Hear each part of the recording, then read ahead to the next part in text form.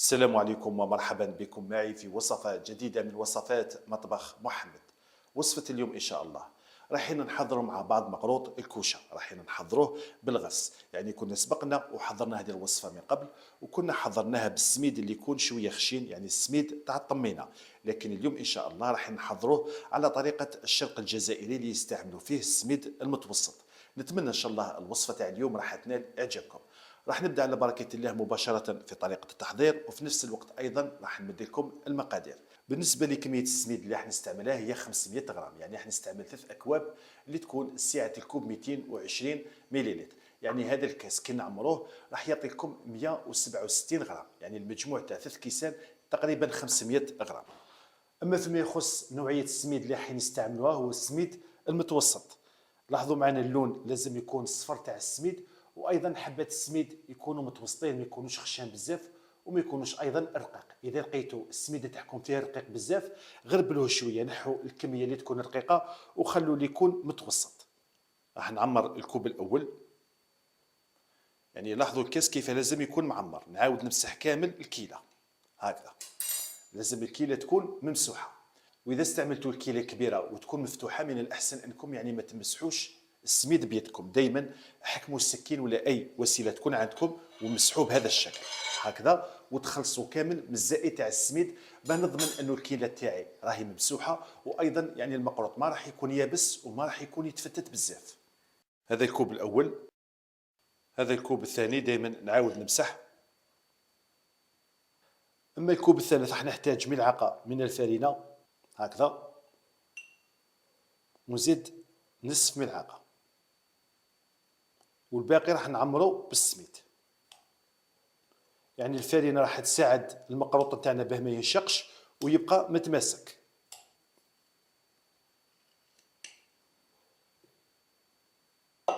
وراح نضيف عليهم 7 غرامات من الملح اللي هما ملعقه صغيره، ونعاود نخلطهم كامل مع بعض. وراح نضيف عليهم كيلة من خليط السمن والمارغرين. استعملت 100 غرام مارغرين و100 غرام من السمن، يعني لاحظوا الكيلة تاعكم كيف لازم تكون معمرة. وبالنسبة للمارغرين لازم تتخلصوا من الماء اللي فيها قبل ما تضيفوها في الكوب. الكيلة تاع السمن والمارغرين لازم تكون دافية أو باردة، يعني ما تستعملوهاش سخونة. ونعاود نخلط كامل هذو مع بعض، ونبدأ الآن نرمل في الخليط بهذه الطريقة. يعني راح نبقى نحك فيهم هكذا مدة ما بين 5 إلى 7 دقائق هكذا، حتى نلقاو السميد نتاعنا تغير اللون تاعو وبدا يتعجن. يعني لاحظوا كي نشكل الكورية راح تتشكل بكل سهولة. كي نلحقوا لهذه الدرجة نتوقفوا. هنا عندي نصف كاس من المزهر، راح نبدا نضيف فيه بالتدريج على السميد هكذا، ونبدا ندخل فيه بالاصابع، يعني ما نعجنوهاش.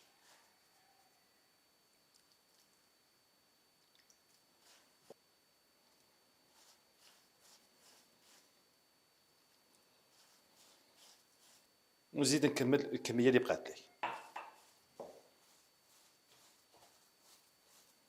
يعني الكمية تاع المزهر نستعملو نصف كوب فقط في الأول.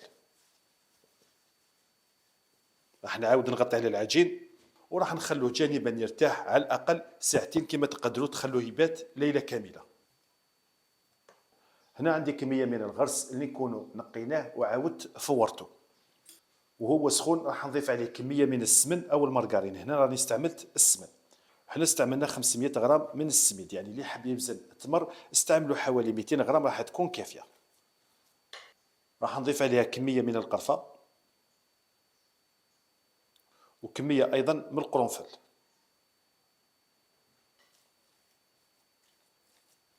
ونبدأ نضيف في المزهر تدريجيا. العجينة تاعنا بعد ما ريحت تعاودت تماسكت كامل نعاودو نفتحوها. الآن في هذه المرحلة راح نبلل الكمية تاع العجين، لكن نتوما في البيت من المستحسن وخاصة للناس اللي مش متعودين يخدموا المقروط بزاف، اقسموا الكمية على 2 ولا على 3 وبداو تبلوا بكميات قليلة أحسن. فإذا كان العجين تاعكم هذا شوية طري تقدروا يعني تصلحوا الخطأ تاعكم وتضيفوا له كمية من هذا اللي يكون ناشف. ودائما نضيفوا المزهر بكميات قليله. انا هنا عندي نصف كوب من المزهر، يعني تقدروا تستعملوا الماء لكن حبيت نستعمل المزهر احسن. هكذا. نضيفو غير بكميات قليله فقط حتى ندخلها مليح مع العجين باه نضيف كميه اخرى.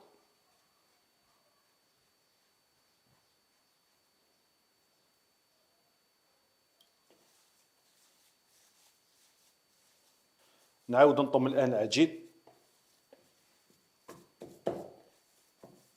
يعني حاولوا انكم العجينه ما ديروهاش طريه بزاف. لاحظوا القوام تاعها كيف يكون. باه نتحصل على مقروط راح يكون عنده كامل نفس الحجم ونفس الارتفاع، راني قسمت العجين تاعنا الى 4 قطع كما تقدروا تقسموه على 2 فقط، يعني قسمته على 4 باه تكون الصوره واضحه. الوزن الواحده راح يكون ما بين 200 الى 210 غرامات، والحشو نفس الشيء، راني وزنته 60 غرام في الوحده. الحاجه الاولى لازم يكون القوام تاع الحشو او الطراوه تاع الحشو هي نفسها الطراوه تاع العجين، ما لازمش يكون الحشو يابس. وراح نبدا بسم الله في طريقه التشكيل. في الأول راح نبدأ نضغط على العجين وراح نبدأ نمدلو في الطول، من بعد نعمل شق في الوسط ونطلع الجوانب.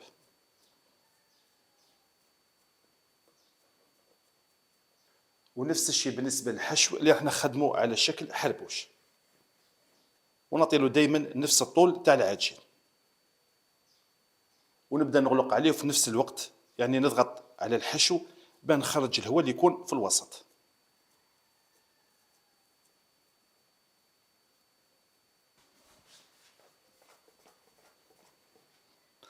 وراح نحطوه جانبا ونغطوه. راح نشكل كامل العجين تاعنا على شكل حربوش ونحطوهم جانبا، لكن لازم تغطوهم هكذا. نعاود نطلع الجوانب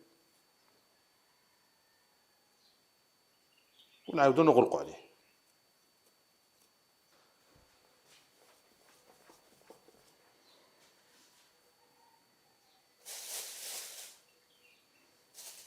بالنسبة لهذه المرحلة الثانية اللي راح نخدموا فيها الحربوش، يعني هذه هي أكثر مرحلة اللي الناس ما تحبهاش، لأنهم ما يعرفوش كيفاه يدوروا الحربوش، ولا يبدا يسق لهم بزاف على سطح العمل ويبداو يضيفوا في الفرينة في الأسفل، وهذا الشيء ماهوش مليح للوصفة، لأنه كي نبداو نضيفوا في الفرينة راح يمتصها السوائل اللي راهم في المقروط، والمقروط تاعنا القشرة اللي تكون في الأعلى حتكون يابسة.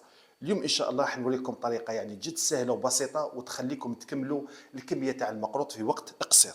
راح نحتاج القليل من ورق الطهي، وراح نحط الحربوش. انتم اذا كان الحربوش قصير بزاف، يعني راني عاودت زيارة الحربوش تاعنا فقط باه نوريكم الفكره. اذا كان عندكم الحربوش صغير بزاف نعاود نضغط عليه في الاول بهذا الشكل، يعني نزيد نمدلو شويه تاع الطول هكذا، لانه الطول تاع الحربوش راح نستعملو 22 سنتيمتر.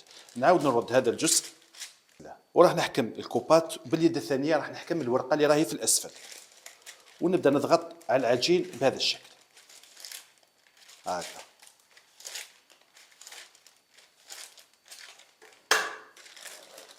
نعاود نقيس في الاول، هنا راه 20 سنتيمتر راح نزيد له 2 سنتيمتر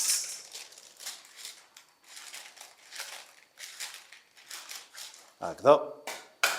هذا الطول هكذا راح يكون كافي. لاحظوا الحربوش اللي راح تتحصلوا عليه، يعني ما فيهش كامل البصمات، وايضا راح يكون عنده نفس القياس، يعني من هذه النقطه لهذه النقطه. وراح نحكم الطابع اللي راح نخدموا به وندهنوه بالقليل من الزيت. بالنسبه للحجم تاع المقروط اللي راح نخدموه اليوم، كما نعرفوا كامل يعني في الشرق الجزائري يستعملوا المقروط يكون رقيق، وحنا في الوسط نحبوا المقروط يكون عالي، لذلك المقروط تاع اليوم راح نخدموه متوسط، يعني ما يكونش هابط بزاف وايضا ما يكونش عالي. ونبدا نطبع في العجين. راح نبدا نضغط غير نلقى العجين بدا يخرج على الجوانب نتوقف هكذا. هنا العجين راه خرج على الجوانب، نحكم الكوبات ونعاود نردو هذا العجين، يعني نعاود نردوه بمسحه واحده فقط هكذا. ونزيد ايضا في الناحيه الثانيه،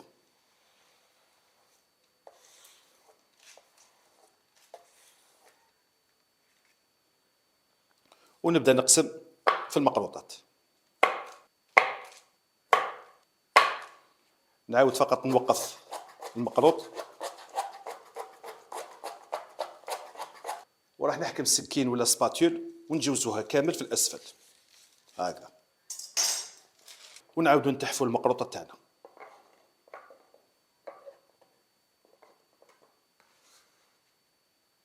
لاحظوا الشكل تاعها كيف يكون. نزيد وحده ثانيه وراح نكمل نحضر كامل الكميه اللي عندي بنفس الطريقه. هنا بعد ما كملنا حضرنا المقروط، لاحظوا الطريقه اللي نستفوه في الصينيه. بالنسبه للكميه اللي استعملتها معكم 500 غرام تاع السميد، راح تمدي لكم 20 حبه. انا هنا استعملت 1 كيلوغرام، يعني 500 غرام حضرتها معكم، وكنت محضر ايضا 500 غرام. في الاخير فقط راح نحكم كميه من العجين، ونعاودوا فقط نغطوا المنطقه اللي فيها الغرس بما يتحمرناش.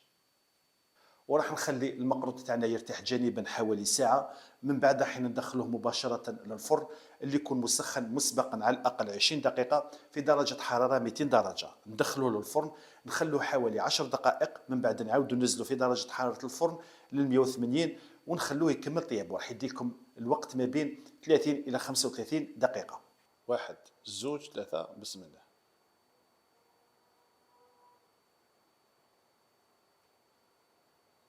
فيما يخص القوام تاع العسيله، يعني لاحظوا القوام كيف يكون، ما يكونش خفيف وايضا ما يكونش ثقيل. هنا العسيله راني ضفت لها القليل من المصهر. غير نلقاو المقروط ماسك نبدا نعسل فيه. يعني كاين زوج طرق للتعسال، حبيتو تعسلوه كي يكون سخون بالعسيله بارده، ولا تخلوه يبرد الوقت اللي تحتاجوا المقروط تسخنوا فقط العسيله وتعسلوه.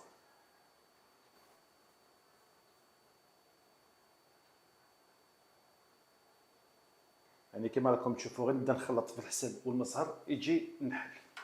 هنا رانا كملنا حضرنا الوصفه تاع نهار اليوم. شوفوا ما شاء الله الشكل النهائي اللي رايحين تتحصلوا عليه. يعني المقروط راح يكون عنده كامل نفس الارتفاع، وايضا راح يكون عنده نفس الحجم. والطريقه اللي استعملناها تاع الحربوش اللي نفتحوه في ورق الطهي راح يسهل عليكم العمليه بزاف، وراح يخليكم تكملوا كامل الكميه في وقت قصير. لاحظوا الشكل تاع المقروط كيف يكون عن قرب، وايضا الطراوه تاعو بسم الله. يعني لاحظوا بمجرد نحط الاصابع يولي يتفتت. هذه هي النتيجه النهائيه للوصفه تاع نهار اليوم. نتمنى ان شاء الله انها تكون نال اعجابكم، ونتمنى ايضا انكم تجربوها. والى الملتقى في وصفه اخرى ان شاء الله، والسلام عليكم ورحمه الله تعالى وبركاته.